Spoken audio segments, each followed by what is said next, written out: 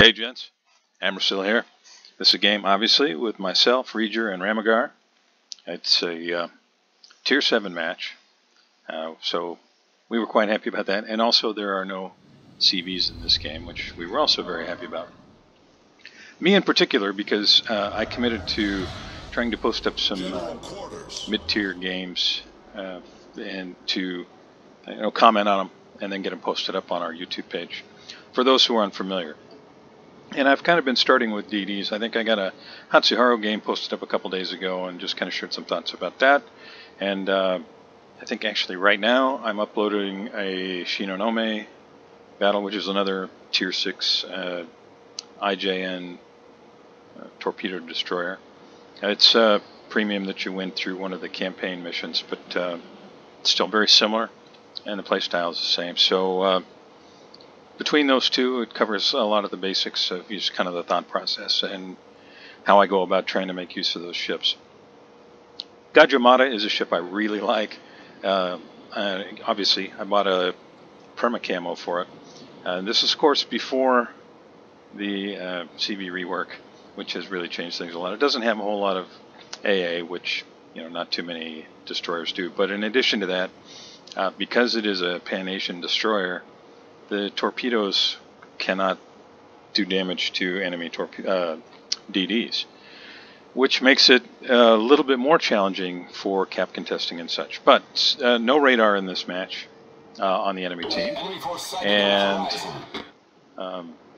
no aircraft, at least not CV aircraft. So this will allow me to kind of highlight why I love playing this ship so much. Now, of course, if you're in a 4 CV match, it's a little different because you very often end up being spotted most of the game. But look at the angles. Look at the angle I have to the Mitsuki, and I'm able to bring all of my guns to bear. And in fact, I'm going a little bit wide, but you'll see that I'm still able, look on the left side, the bottom, still able to get my rear gun on him even with that angle. That, to me, is probably the biggest strength of the Gadjah Mada. And all I'm doing here is I'm just getting behind the island, because that Mitsuki that's spotting me, I don't think he can do anything to me.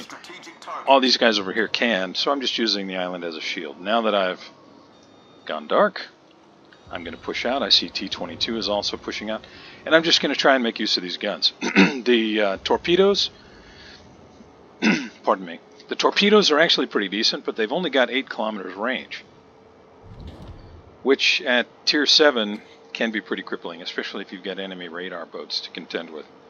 Now, I know that the Mitsuki is still right there. He's still in the smoke cloud. And how do I know that? Well, if you look in the minimap, we're not getting it. We should be with 2 of our ships in it. So it's and where it says capturing area here in the center, you can see that it's not moving. So I know he's there. I'm just waiting to see him. As soon as I do, I can get guns on him. And I'm going to get proximity spotting here any second. There it is. Now, I presume he's going to fire kind of in a line to the way that I turn, but you'll see what I do here. I just turn back, throw my rear end of my ship around, and... Okay. Yeah, it made me look like a hero. Yeah, did I get lucky? Probably so. But I'll take it. Now, this puts me in a position to go ahead and use one of my own smokes and get some guns on this New Orleans. Now, he may have been either completely oblivious to the fact that his DD was about to get sniped, or he was thinking, if I'm going to move, I better do it now. Either way, he put himself in a pretty bad position, because he's got Ramagar there on one side, and he's got Reger on the other. You can see Reger there in the wide shot. And he's got me just kind of plinking away at him. Now, I threw some torps out at the Congo, but I saved a set because I wasn't sure what Poltava was going to do, and I've also got Arizona on this other side. You can see Eisenhower there, but there's Arizona. So I'm thinking, well, I'm going to try and get some torpedoes on Arizona. We've secured the cap. We've got Reger and Ram both on this side. Time for me to head for the other side, because the Charlie cap is being contested. I'm going to go ahead and hit the turbo. Our Fubuki on that side is outside of the cap zone. And, I'm sure there's good reason for that. But so you got a York over there, a Texas over there, and a Fubuki over there, and they're taking the Charlie cap. So I'm thinking, okay, I'm going to go over there and make use of my guns again. I can see that they've still got a Leningrad, a Farragut, and Matsuki that's on death's door right now. And I'm expecting I'm probably going to run into that Farragut. And we'll see. And you'll get an opportunity to see, again, the primary reason I love playing this ship. The guns are just so fun. And I'm going to look over my shoulder here and make sure my torpedoes had the range. And they did. So right now I'm just communicating to Ram and Reger that, hey, I landed 2 torps. He's certainly repaired because we had floodings. Just to let them know. And of course we're talking and cross-talking here throughout. I'm anticipating, this is the reason I'm keeping this angle, is I'm anticipating the Farragut's going to come running out of that smoke here any second. And there he is.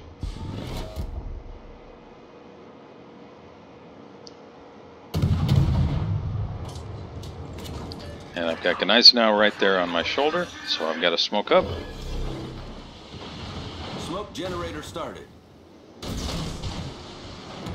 And I'll get back to work on the Farragut. Now his torps can reach me, so that is definitely something I have to be concerned about. So what am I doing? I'm changing my angle to make sure that if the reason he turned wide like that was to get torps on me, they won't hit me. Now it's possible that he wasn't doing that, but in case he was, I want to make sure that I maneuver in order to avoid eating a bunch of torpedoes. Okay, so Farragut goes down. Gadjah now takes a bunch of damage from me, and then the T-22 that followed me in finishes him off. Now, it's really good that I reversed because the other Matsuki there was, yeah, he had a murderous gleam in his eye.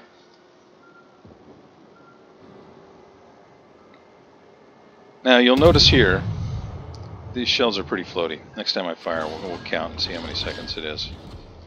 Well, I mean, it'll tell us right there. Roughly 9 seconds at about 8 kilometers. So these are not fast shells. This ship, in my opinion, does best at ranges more like, well, like what you saw with the Farragut. 5, 6 kilometers. This thing is a beast against enemy DDs. And fortunately for me, the Matsuki is pushing toward me. Once you get outside that range, the shells become so floaty that it's not too hard for somebody to move out from under them. Okay, so now this is really just a mop-up operation. You know, we've only lost 1 ship, and the enemy team has lost, well, the majority of their ships. They're down to 5. Now, Ramagar did go down there. He was telling me that the enemy Leningrad got him. And since I was a little distracted with having red ships kind of all around me there, I wasn't paying attention where he was. I see where Reeder's at, and I figured he was probably up there, and he said, no, I asked him to give me a location, and he said, no, it's down around I-4. So, as soon as he said that, I started heading in a more or less southerly direction. I figure I might as well try and get some shots on the Aoba there. Now I have to say, you know, I was questioning myself, should I throw torpedoes here or not? Because he may reverse in order to try and get around the corner away from Texas, and if he does, I want to make sure I have torpedoes there for him.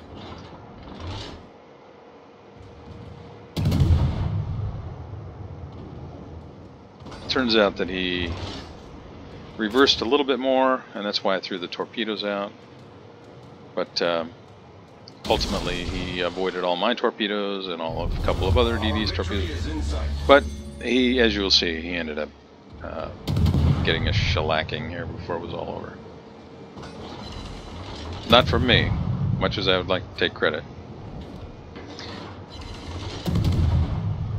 Well, there's not a whole heck of a lot more to this game, really.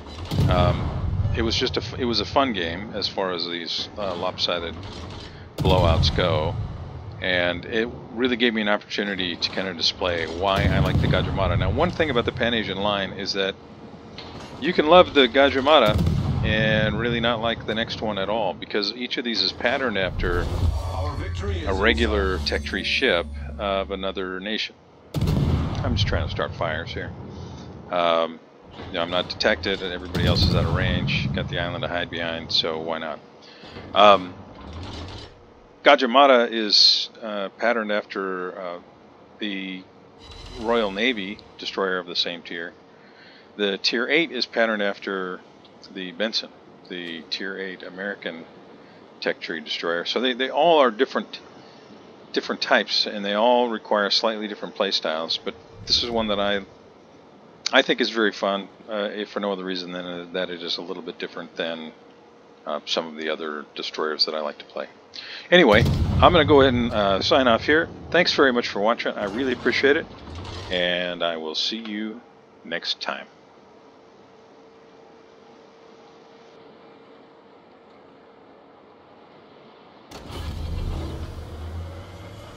Engine boost activated.